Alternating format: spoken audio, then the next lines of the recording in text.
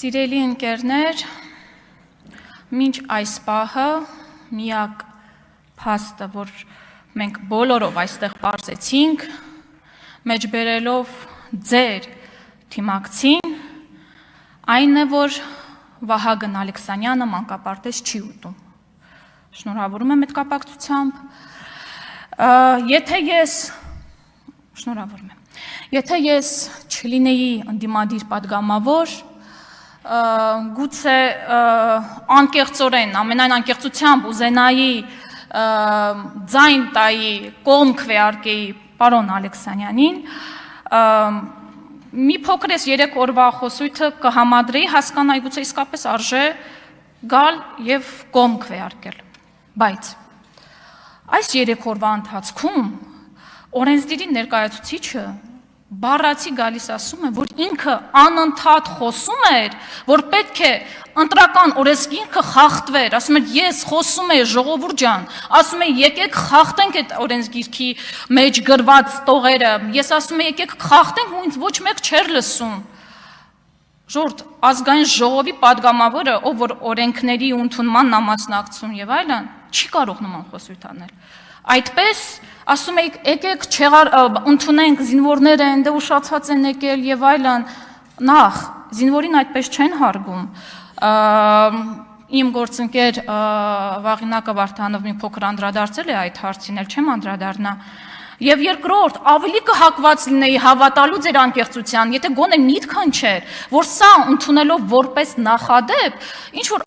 առաջարկություն անեիք, ասեիք փոփոխություն մտցնեինք օրենքի մեջ եւ այլն, եւ դրանից հետո նման միջադեպերը օրինական համարվեին, բայց դուք ջատագովում էիք, որ ընտրական օրենսգիրքը խախտվի։ Սա անորմալ երևույթ է։ Երկրորդ, ասում եք, որ 29 падգամավորները առնվազն այստեղ նստած ընտրակեղծիքի շնորհիվ են այստեղ, նորից օրենքի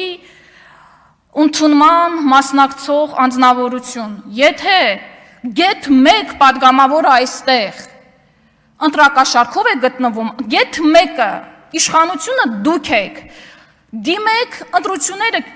չեղյալ հայտարարեք եւ նոր ընտրություն հայտարարեք, սա ոչ թե առաջարկություն է, սա պարտադիր պահանջ է, ոչ մեկ իրավունք չունի ընտրակաշարքով հայտնվի այս շենքում, այս աթոռներին, ու եթե չեմ սխալվում, սահմանադրական դատարանում դրա մասին բազմիցս առաջարկությունը հնչել է, չեղարկեք ընտրությունների արդյունքները, ինչու եք օրինականացնում անօրինականը, եթե ըստ ձեզ է այդպես,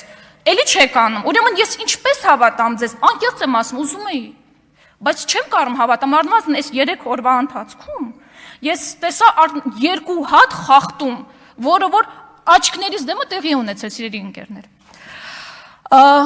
Հետո շատ խոսեցինք 300,000 ադրբեջանցիներից, սոնա, չկա։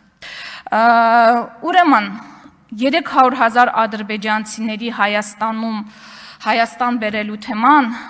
մենք խոսում ենք գիտեք ինչի համար, որ հետո դուք բոլորով նորից հնարավորություն առիթ չլինի գալ այստեղ ներողություն խնդրելու, որպեսզի հետագայում նորից նույն սխալները չանեք։ Եվ շատ ցավով եմ մոտենում այն հարցին, որ ասում եք մենք չենք կարևորում Ադրբեջանի նախագահի ասածները, ժողովուրդ այդպես չեն աշխատում։ Չգիտեմ դուք ոնց եք պատրաստվում բանակցությունների գնալիս։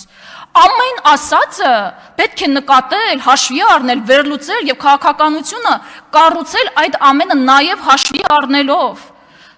Հետևաբար ես հաճախ էի ասում մինչև այստեղ գալը, որ բանակցային գործընթացը տապալված է, բայց այս 3 օրվա ընթացքում համոզվեցի, թե ինչու է տապալված, որովհետև առնվազն ձեր հայտարարությունները դուք չեք հետևում, թե մեր տարածաշրջանում ինչ հայտարարություններ են անում, օրինակ երկրի ղեկավարները։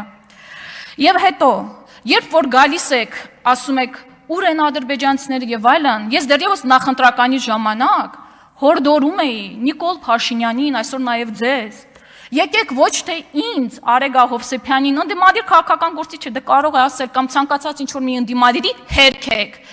այլ այդ տեղեկատվության սկզբնաղբյուրին, Իլհամ Ալիևին, եկեք, կանգնեք, հայտարարեք, Իլհամ Ալիև, դուք ստում եք, նման օրակարգ չկա, որովհետև մենք, գիտեք, եթե պատկերավոր ասենք, մենք ասում ենք, որ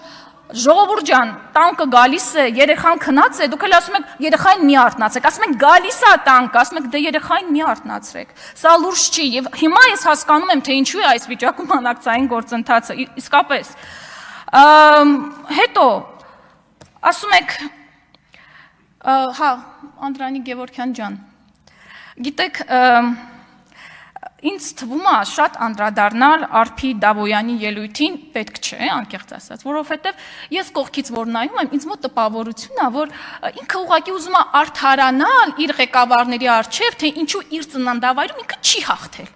Դու հաղթել ես, ինքը չի հաղթել։ Այնպես որ խնդրում եմ թեման փակենք, հասկացանք, Արփի Դավոյան, ձեր ծննդավայրում ձեր ժողովուրդը ձեզ այդքան ձայն չտվել, ինչպես օրինակ Անդրանիկ Գևորգյանին, իր պապային եւ այլն։ Իսկ եթե դուք օրինակ խախտում եք տեսել այդտեղ, արձանագրեցիք այստեղ, այլ հաստատություններ կան, գնացեք այնտեղ դիմեք, թող այդ հարցով զբաղվեն։ Հիմա արձանագրում ենք, Արփի Դավոյանը պարտվել է, Անդրանիկ Գևորգյանը այնտեղ հաղթել է, փակեցինք թեման։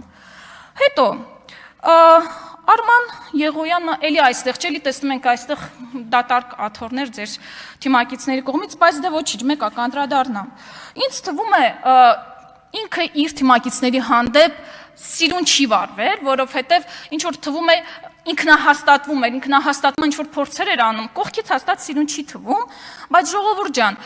եթե դուք 64 հոգով մինչ օրս չգիտեք ձեր հայրենիքը որն է, հայ ժողովրդի պատմությունը որն է, խնդրում եմ այդ ձեր 64 հոգու պատկերացումները մի պրոյեկտեք մի ամբողջ ժողովրդի վրա։ Եվ գիտեք, այսօր այստեղ խոսակցություն եղավ կառուցելու, մանկապարտեզներ կառուցելու, ուտելու կամ խոստանալ կառուցելու ու չանելու, այս երկու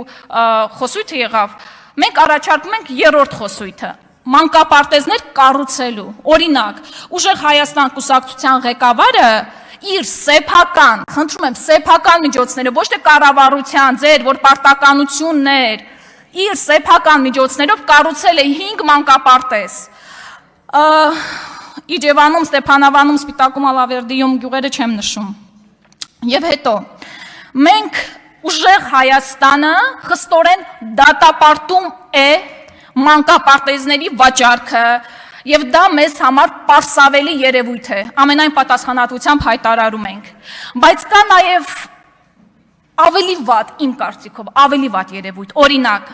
Արցախում 217 դպրոց, 7 քոլեջ, 4 համալսարան անցել է ադրբեջանցիների ձեռքը։ Արցախի մշակութային տները, համայնքային կենտրոններն ու դպրոցները օգտագործվում են ռազմական նպատակով, որպես ոստիկանական եւ զինվորական հենակետեր եւ կենտրոնատեղիներ, մասնավորապես։ Շուշի քաղաքի Խաչատուր Աբովյանի անվան դպրոցը վերածվել է ադրբեջանական բանակի կառավարման կենտրոնի։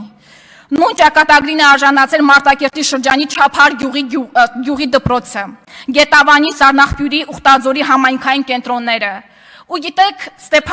Ստեփանակերտի թիվ 1, թիվ 9, թիվ 4 դպրոցները վերաբացվել են որպես ադրբեջանական դպրոցներ։ Այնտեղ այսօր սովորում են ադրբեջանցի երեխաները։ Եվ այս ամենը մենք կարող ենք արձանագրել, գիտեք ինչպես, բացարձակապես Արբանյակով, մենյան Արբանյակով արձանագրվածներն են սա, որովհետև ձեր իշխանության օրոք մենք չենք կարող գնալ այնտեղ ու դա տեսնել։ Եվ գիտեք, դուք ասում եք մենք ադրբեջանական խոսույթ ենք վերում այստեղ, ինչ որ ադրբեջանական նարատիվներ, ուղղակի ուզում եմ մեջ բերել 2026 թվականի հուլիսին Իլհամ Ալիևի խոսքը, նա ասում է, որ Եվրոպական հանձնաժողովում Եվրոպայի խորհրդում գործել է մեծ հակաադրբեջանական խումբ։ Նա պնդում է, որ ԵՄ նախկին բարձր ներկայացուցիչ Ժոզեփ Բորելը կապեր է պահպանել միջազգային դատարանի նախկին դատավոր Լուիս Մորանո Օկամպոյի հետ, որոնք ըստ նրա պնդումների ֆինանսավորվել են հայ գործարարի կողմից, ով որ այժմ գտնվում է կալանքի տակ։ 2026 թվականի հուլիսին մենք բոլորս գիտենք, թե ձեր իշխանության օրոք որ գործարարն է եղել կալանքի տակ, իսկ հենց այսպես են սիրում Հայաստանը եւ հայ ժողովրդին։